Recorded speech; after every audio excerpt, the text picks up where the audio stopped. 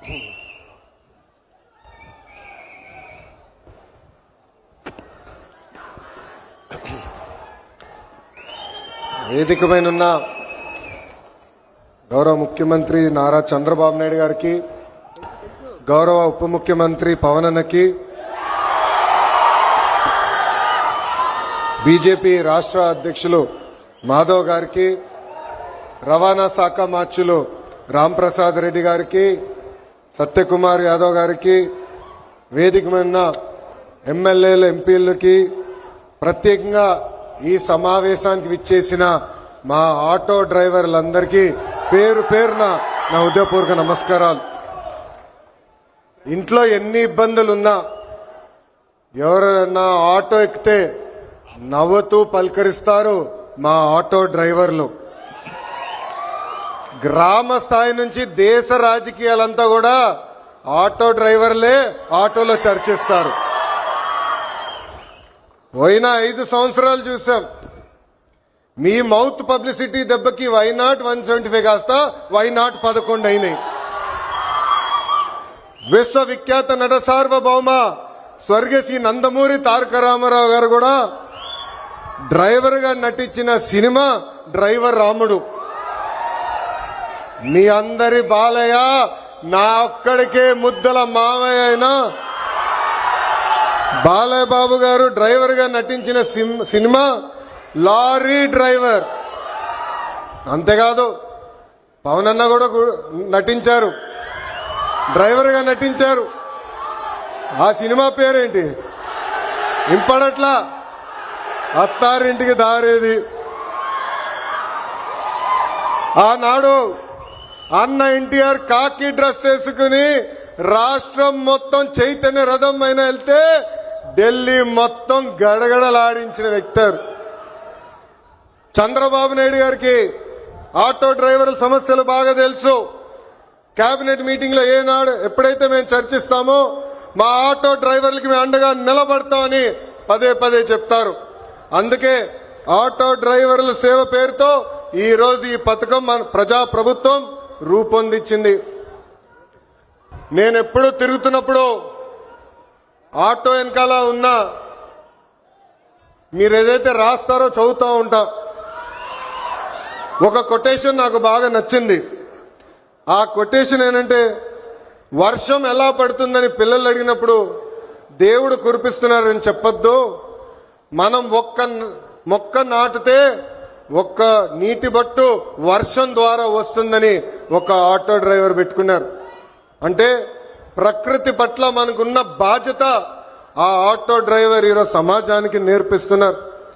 ఇంకొక auto driver quotation చూసా, అందరూ బాగుండాలి దాంట్లో నేను కూడా బాగుండాలని చెప్పారు. మూడో కొటేషన్, జరా భద్రం భయ్యా మనందరం చల్లగా ఇంటికి వెళ్ళాలి. అంటే స్పీడ్ గా నడపద్దు, ర్యాష్ గా నడపద్దని ఆ ఆటో డ్రైవర్ చెప్పే పరిస్థితి. ఈ కొటేషన్లన్నీ మీకు ఎందుకు చెప్తున్నానంటే, మా ఆటో డ్రైవర్ల మనసు పెద్ద మనసు. ఎవరన్నా బ్యాగ్ మర్చిపోతే తిరిగి వాళ్ళకి అందిస్తారు, ఎవరన్నా పొరపాటున సెల్ ఫోన్ మర్చిపోతే వాళ్ళ ఇంటికి చేర్చుతారు. అంతేకాదు విలువైన వస్త్రాలు దొరికితే ఏకంగా మా పోలీస్ సోదరులు దగ్గరికెళ్ళి డబ్బులో లేని వస్త్రాలు దొరికినాయి, ఇది మీరు జాగ్రత్త వాళ్ళకి చేర్చాలని చెప్పే పెద్ద మనసు ఉన్న వ్యక్తులు మా ఆటో డ్రైవర్లు. ఆటో వెనుక నవ్వు తెప్పించే కొటేషన్లు కూడా ఉన్నాయి స్వామి. అప్పు చేసి కొన్నాను నన్ను చూసి ఏడవద్దు అని చూసావిడు. అప్పు చేసి కొన్నాను నన్ను చూసి ఏడవద్దు. ఇంకోటి, హాయని ఆశ పెంచొద్దు, బాయని బాధ పెట్టద్దు. అంటే ఎప్పుడు ఆటో వెనకాల బండి ఉంటే నవ్వుతూ ఉంటాం. సమాజం పట్ల మాకున్న బాధ్యత తెలుస్తుంది. ఎన్ని సమస్యలున్నా ఎన్ని ఇబ్బందులున్నా నవ్వుతూ ఆదరిస్తారు మా ఆటో డ్రైవర్లు. అందుకే యువగలం పాదయాత్రలో ఆటో డ్రైవర్లతో ప్రత్యేకంగా నేను సమావేశం ఏర్పాటు చేసుకున్నా. వాళ్ళు ఎదుర్కొంటున్న సమస్యలు నేను తెలుసుకున్నా. ఆనాడు ఆటో డ్రైవర్లు నాకు చెప్పింది ఒకటి, కుడి చేతిలో 10,000 పెడతారు, ఎడం చేతిలో 20,000 రూపాయలు లాగేస్తారని. అరే ఎట్లా లాగుతున్నారా భయ్ అని అడిగా. గ్రీన్ ట్యాక్స్ పెంచారు, 20,000 రూపాయలు చేసి బాదుతున్నారన్నారు. అదేవిధంగా రోడ్ల పైన ఉన్న గుంటలు పూడ్చట్లేదు, 5 సంవత్సరాలు ఎవరు పట్టించుకోలేదు. ఆ గుంటల వల్ల మా ఆటోలు రిపేర్లకు వస్తున్నాయి, దీనివల్ల చాలా చాలా ఇబ్బంది పడుతున్నామని ఆనాడు చెప్పారు. అందుకే మీ ఆదరణతో 94% సీట్లు ఈరోజు ప్రజాప్రభుత్వం కైవసం చేసుకుంది. మన ప్రభుత్వం అధికారంలోకి వచ్చిన వెంటనే గ్రీన్ ట్యాక్స్ ని ఏకంగా 3,000 రూపాయలకి తగ్గిస్తాం జరిగింది.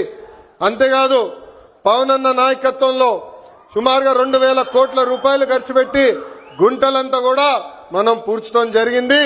ఈ రోజు ఎక్కడ లేని విధంగా కొత్త రోడ్లు కూడా మన ప్రభుత్వం వేస్తున్నాం. అంతేకాకుండా ఆటో స్టాండ్లు ఏర్పాటు చేయాలి, మీకు అక్కడ తాగునీరు అందజేయాలి. ప్రత్యేకంగా మహిళలు ఆటోలు తోలుతున్నప్పుడు వాళ్ళకి కావాల్సిన టాయిలెట్లు కూడా అక్కడ ఏర్పాటు చేయాలి.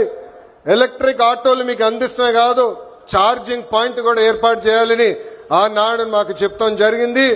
ఇది చేసే బాధ్యత కూటమి ప్రభుత్వం తీసుకుంటుందని ఈ సభాముఖంగా ప్రజలందరికీ నేను తెలియజేస్తున్నా.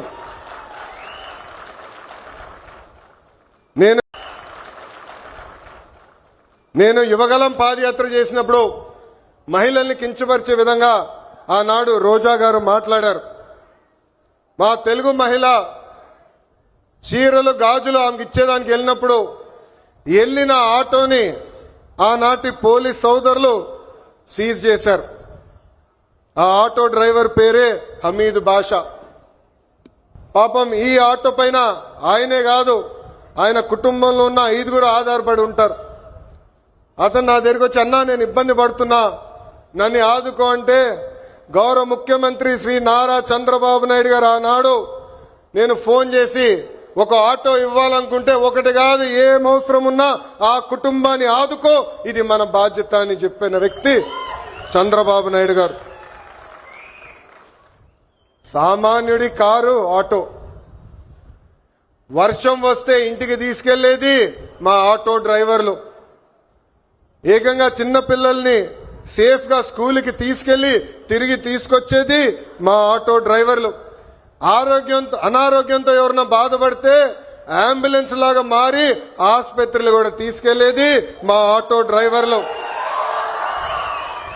పనికి కానీ ఆఫీస్కి వెళ్లాలన్నా, ట్రైన్ ఎక్కాలన్నా, బస్ ఎక్కాలన్నా ఫీడర్ వెహికలే మన ఆటో. మీరు ఆటో తోలి ప్రజలకి మెరుగైన సేవ చేస్తున్నారు కనుకనే మీ రుణం తీర్చుకునేదానికి ప్రజా ప్రభుత్వం ఈరోజు ఆటో డ్రైవర్ల సేవలు అన్న పథకాన్ని మేము రూపొందిస్తాం జరిగింది. కార్మికులు డ్రైవర్లు తమ వాహనాలు పూజలు చేసుకుంటారు దసరా పండగప్పుడు. దసరా పండగ అయిన కరెక్ట్ గా 3 రోజుల్లోనే ఈ రోజు ఆటో డ్రైవర్ల అకౌంట్ లో 15,000 రూపాయలు ప్రజా ప్రభుత్వం అందజేయబోతుంది. సుమారుగా 3 లక్షల మంది డ్రైవర్లకి ఈ కార్యక్రమం వర్తిస్తుంది. అందుకే నేను ఇక్కడున్నా మిమ్మల్ని అందరిని ఒకటే కోరుతున్నా, మన వృత్తిలో డబ్బులు ఖర్చు పెట్టాలి, మెరుగైన సర్వీస్ అందజేయాలి. అప్పుడే మనకు కూడా అద్భుతమైన మార్కెట్ వస్తుంది.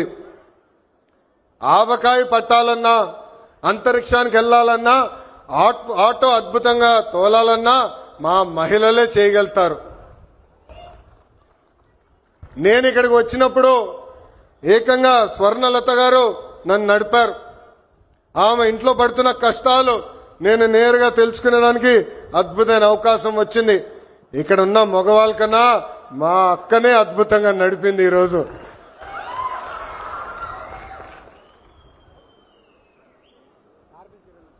పంపించండి ముఖ్యమంత్రి గారు దగ్గర కూర్చుంటారు.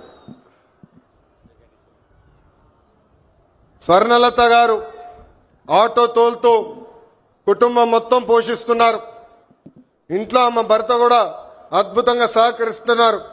ఇద్దరు కలిసికట్టుగా పనిచేసి ఈ రోజు ఆ కుటుంబాన్ని ముందలు తీసుకెళ్తున్నారు. తల్లి నాకు చెప్పింది, తల్లికి వందనం అందింది. ఉచితంగా గ్యాస్ సిలిండర్లు ఏదైతే దీపం పథకం కింద ఇస్తున్నామో అది కూడా అందింది. అంతేకాదు ఇంట్లో ఉన్న పెద్దమ్మ అత్తగారి కూడా ప్రజా ప్రభుత్వం ఈ రోజు పెన్షన్ కూడా ఇస్తాం జరుగుతుంది. అందుకే ఈ సభాముఖంగా ఇక్కడ ఉన్న మగవాళ్ళందరినీ నేను కోరుతున్నా, ప్రత్యేకంగా ఆటో డ్రైవర్లను కూడా కోరుతున్నా, మహిళల్ని మనం గౌరవించాలి. తెలుగు వాడక భాషల్లో మహిళల్ని కించపరిచే విధంగా కొన్ని పదాలు వాడతాం. గాజులు తొడుక్కున్నావా, చీర కట్టుకున్నావా, అమ్మాయిలాగా ఏడవద్దని. దీనికి ఫుల్ స్టాప్ పెట్టాలి. ఇది మనం వాడకూడదు. ఈరోజు ఆంధ్ర రాష్ట్రంలో ప్రతి ఆటో డ్రైవర్ నేను కోరుతున్నా, ప్రజల్లో చైతన్యం తీసుకొచ్చే శక్తి మీలో ఉంది. మీరు ఏదైతే ఒక్క విషయం తలుచుకుంటే అది సాధించే శక్తి మీలో ఉంది. అందుకే మహిళల్ని గౌరవించాలనేది పదే పదే ఎవరైతే మీ ఆటో ఎక్కుతారో వాళ్ళకి తెలియజేయాలని ఈ సభాముఖంగా మిమ్మల్ని అందరినీ నేను కోరుకుంటూ, మా పైన ఒక పవిత్రమైన బాధ్యత మీరు పెట్టారు. గత పాలకులు మీటింగ్ జరిగితే మీరందరూ చూసేవారు, పరదాలు కట్టేవారు, బ్యారికేడ్లు పెట్టేవారు.